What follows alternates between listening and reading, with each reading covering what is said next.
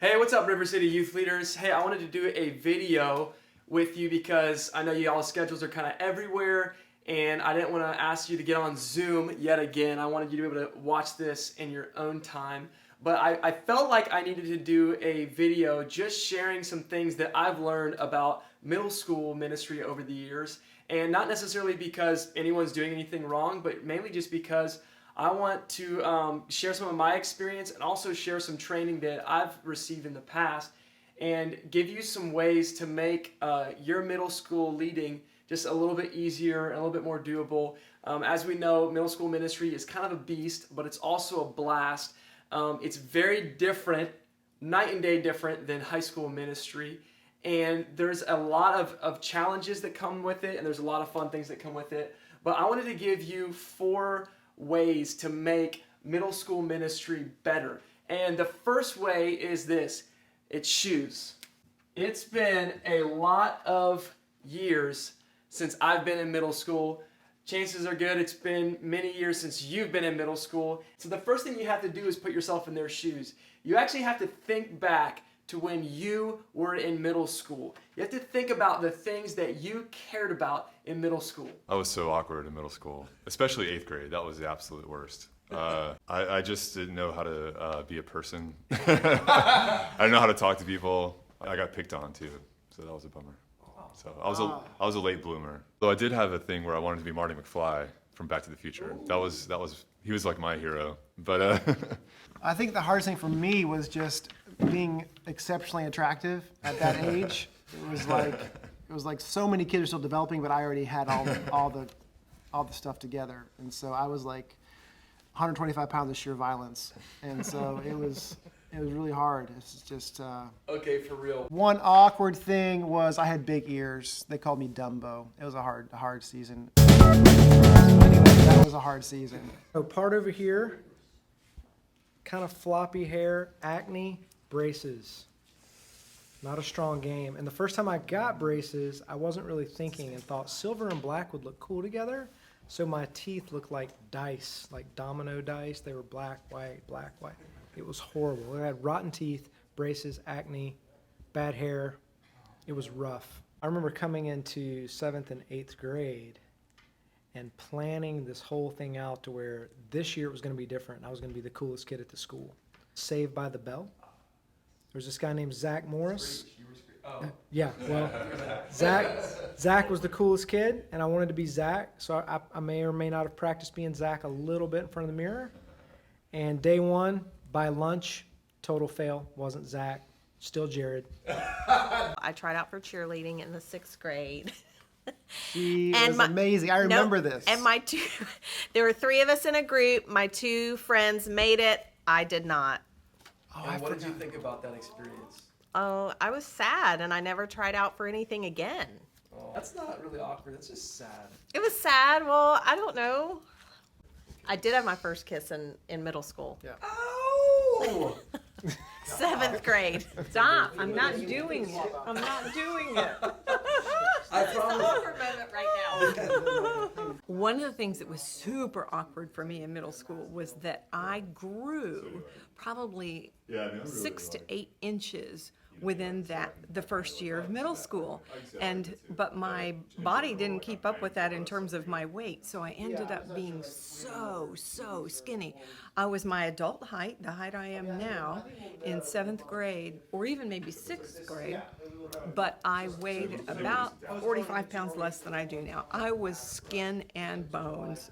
Those are some rough years. Middle school is rough. Number one thing that I remember is that I thought it would be so cool to get a haircut, spike my hair, and get frosted tips. And so I did that, and I looked just like the singer from NSYNC, or so I thought.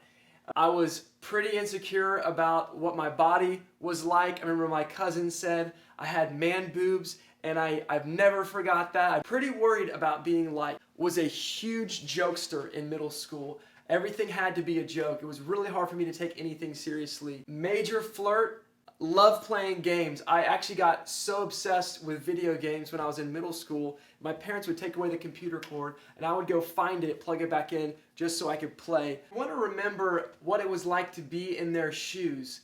but you don't want to tell them all about it.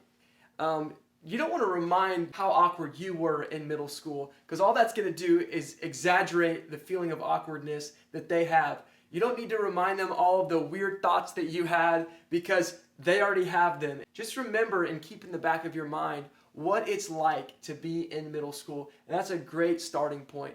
Number 2 thing, you need to recognize that it's not a straight line to the cross. So if here is the average middle schooler, and here's Jesus,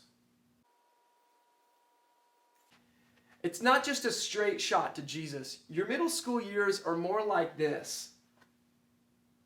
You're going along and just, oh, no, we're going backwards now. Okay, making some forward progress. Oh, going down, getting a little bit closer. And then just all of this happens in between. And somehow or another, you wind up here. And as a youth leader, we have to remember that it's not always this direct journey from student to Jesus. Sometimes there's this crazy squiggle that happens. This is the most impressionable age, really, for anyone in terms of their spiritual life and spiritual growth. I think statistics say that 75% of Christians come to Jesus when they're like at the end of their middle school age, like 13, 14 years old. And that's a super high statistic, that 75% of people in the church came to Jesus when they were in middle school, which means that this is such an important ministry. But it's not always as clear as we want it to be. We have to embrace the squiggle. There might be long seasons where it doesn't seem like your leading has any impact on that student at all. And it might seem like they're only interested in the fun parts of youth. But the truth is, they're actually absorbing all of that, the stuff that you're talking about, that we're talking about, the worship, the prayer, the word. They're absorbing all of that, and you're going to be surprised when they come back in a year, 2 years, 3 years, and tell you the very things that we talked about. It's not always the most spiritual things that they remember, but I'm telling you, they're absorbing a lot. Here's an equation for middle school ministry that I have actually come to agree with. It goes like this: caring adult plus teenager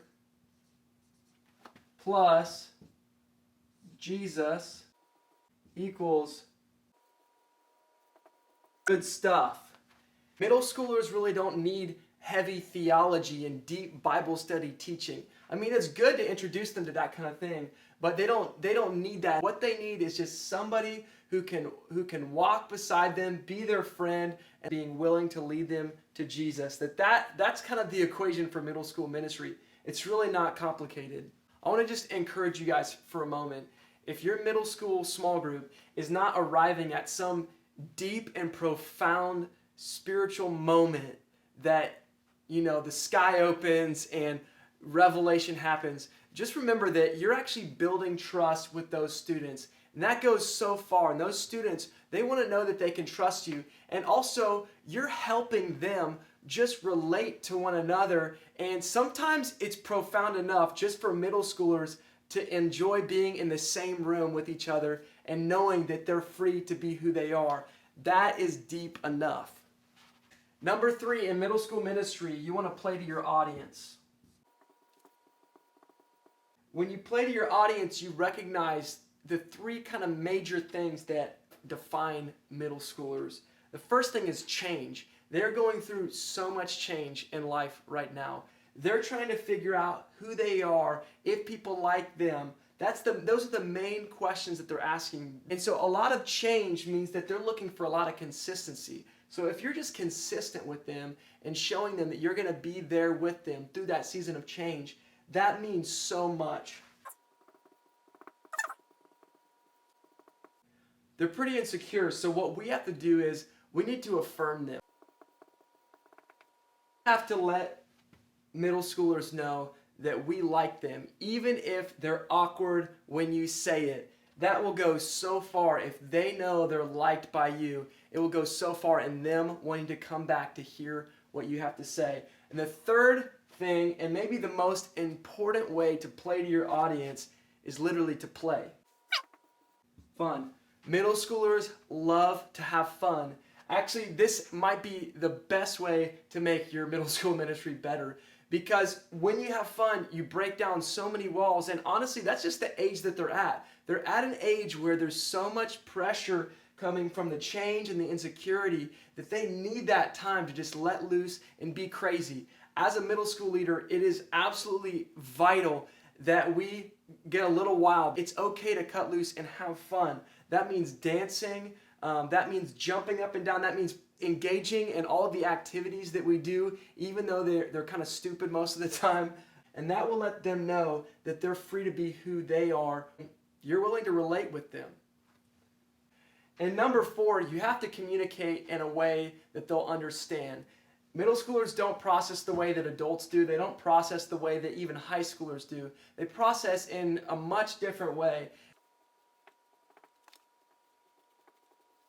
So there are 4 really important ways to communicate to middle school. Middle schoolers will better understand you when you are real, when you're relevant, when you're relational, and when you're relaxed. We've got to be real with them. Which means we just need to be genuine. We need to be approachable. We need them to feel like we're a person too. But at the same time, we don't want to go into detail about like adult issues and things that they haven't reached yet. And we also need to ask the question, how would their parents feel if I shared this story? And that, is it too much information? Because we sometimes think middle schoolers can process the same way that we process things, but they don't usually have a context for it. But another thing to remember is that it's best just to focus the conversation in on them rather than getting lost on the things that you're going through. That you can be real without sharing every detail about your life. They can still feel like you're real and approachable if you focus the conversation in on them. Which leads to the next way to communicate, which is to be relevant. Especially when you're teaching them, give them examples that they have a context for, that they understand. Most middle schoolers have never thought about parenting, about politics, or about future marriage dynamics. However, they do understand sibling dynamics, friendships, school, activities that they go through. And for some of them, not a whole lot, but some of them do understand having crushes, boyfriends, girlfriends, mostly middle school girls. Middle school guys, they'll get there when they get to their freshman year. Middle schoolers are thinking a lot about whether or not people like them. So it's super important that we focus on our relationship with them, about affirming them. We don't always want to tell them what's right and what's wrong in a situation. A lot of times that will actually turn them off, and especially when they get to high school, high schoolers are definitely turned off by that right and wrong scenario. As youth leaders, what we want to do is ask good questions and walk alongside of them. Because we want to focus on maintaining our relationship with them. Ask good questions and give them the freedom to make some mistakes. Their parents have to deal with their mistakes anyway, so it's not on you. The last one is be relaxed. And this goes for other people too, honestly.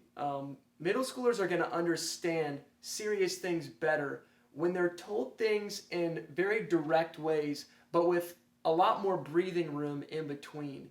If you come at them too intensely, they're just going to shut down and not want to go there. But if you explain something and then tell a joke, and then explain another thing, giving an example or a visual, an illustration, and then kind of ease up a little bit, it's kind of like having a rope where you pull the rope tight and then you let it loose and give it some slack. You pull it tight again and then you let it loose and give it some slack. You want to have some breathing room whenever you're teaching middle school. And also just remember that middle school ministry is not all about teaching. A lot of it is really just about you being there with them, loving them through this season of their life, being willing to let loose and have fun, let them know that you're a trusted adult in their life that they can come to when there is a serious problem. And so I hope that you guys are encouraged, and hopefully we'll be able to just reach more middle schoolers with Jesus' love. Guys, thank you so much for everything you're doing with our middle school ministry. You're the best.